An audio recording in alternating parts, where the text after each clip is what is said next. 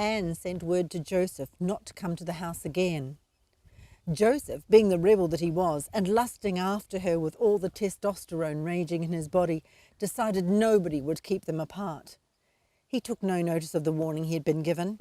Not even for a day would he give up seeing her. He rode at full gallop to the cottage, but Anne was not waiting, so he continued up to the main house, his horse covered in sweat. To his surprise, Louis was standing at the front door.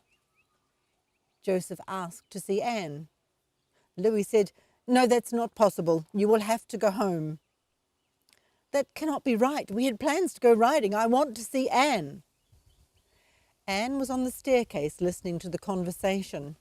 Louis turned to see Anne standing there listening and called her down. "Anne, kindly tell this insolent puppy to go home." Anne looked at Joseph with pleading eyes, warning him not to cause trouble, and said, "Please, Joseph, do as my husband says and say goodbye for now." Louis slammed the door in Joseph's face. Filled with anger, Joseph mounted his horse. He wanted to kill Louis for interfering in his life. He rode home as though he were flying. The horse's flanks were covered in white foam, its body heaving with exhaustion. He had never treated a horse in this manner. He came flying up the drive of his family home and almost knocked his brother Matthew over. "What the hell are you doing riding a horse like that?" Matthew demanded. "Are you off your head? Get off and walk that horse right now." Joseph was so angry he jumped off the horse and hit his brother right between the eyes.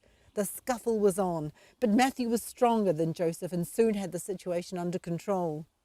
"For God's sake, control yourself. Tell me what put you into this rage." But Joseph would not answer. He took his horse to the stables where he walked it until both of them had cooled down.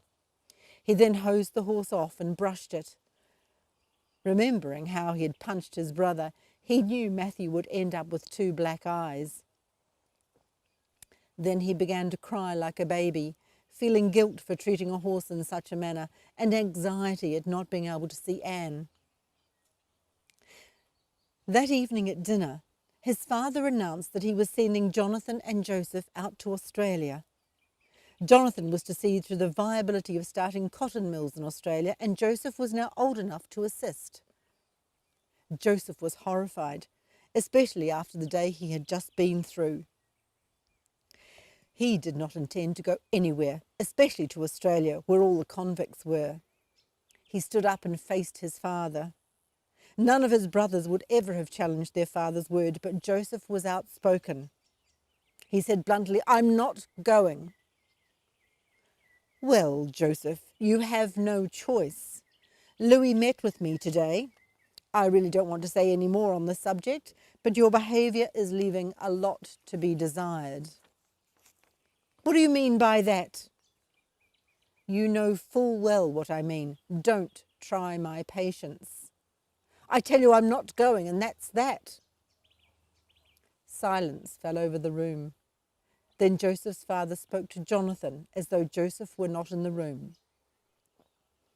"Jonathan, tomorrow you will prepare everything for your journey. I will give you an introduction letter to the governor in New South Wales.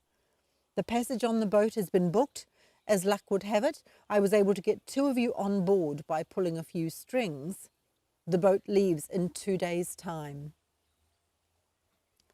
Will Joseph travel to Australia, or will he defy his father to see his Anne?